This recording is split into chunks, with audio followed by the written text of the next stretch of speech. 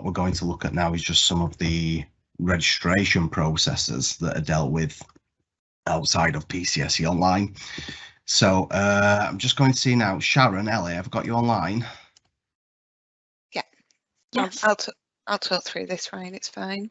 Thank you very much, Sharon. So the Special Allocation Scheme, it's also known as Violent Patient Scheme or Immediate Removals, and it's where if a patient's gone into a practice and there's been an incident, it'll have been has to be reported to the police. So it's an existing scheme that we have already.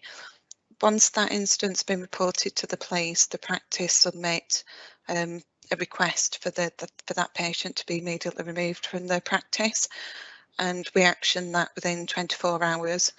The patient is then, we assign them to a special allocation scheme provider, which there's one in all the areas. But as part of that process, and this isn't a change to process, but it's just highlighting what we do. But we do notify commissioners currently where a patient is assigned to the special allocation scheme. And it's also down to the CCG, and from the 1st of July, ICBs is to coordinate and to make sure there is a SAS provider in all areas, and again that notification will come through to us. As part of the process, there's a marker on the record, and that just ensures that any letters have the new details of the new practice on. And again, it's down to the practice or the ICB to decide when it's suitable for that patient to be then removed from the SAS provider. So there'll have been a period, can be 12 months, 2 years, but there's a SAS panel that review the patient's details and the patient behaviour to see whether or not they're okay to go back into mainstream practice. So it's no real difference to the current process, but we just wanted to highlight, you know, where it's a CCG now, it's now the ICB's responsibility, just to make sure there's the SAS provider in place, and the current contacts that we have, we're continuing to use those as well for notifications and escalations, etc. I'll not read through all the details, but there are some exceptions and assumptions just noted there as well, so I'll let you read through those. But if anyone's got any queries on special allocation scheme, please pop them in the Q&A on the team site.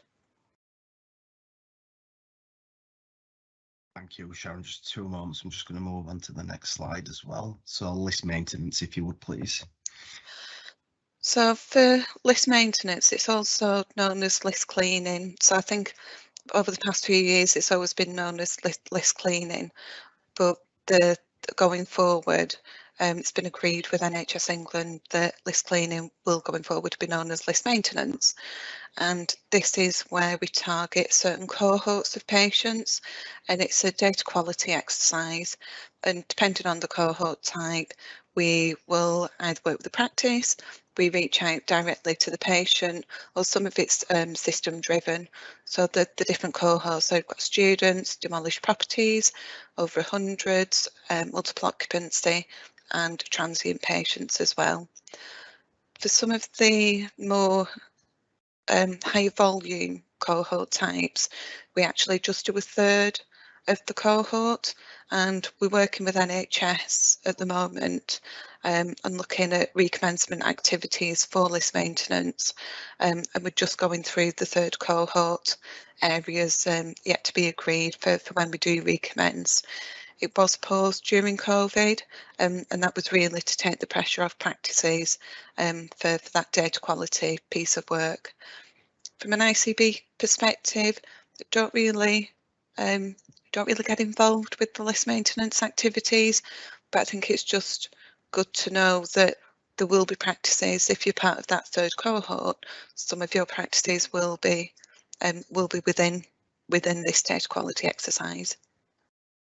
And again, if you've got any questions, then pop them in the Q&A section. Brilliant. Again, Sharon, thank you for running through that. So as next area to discuss here is mergers and closures or dispersals. So Practice mergers and closures, again, no real change to process, and there's quite a lot of information on the PCSE website. All the activities I've just gone through, none of them are on PCSE online, but there's a raft of information on PCSE website.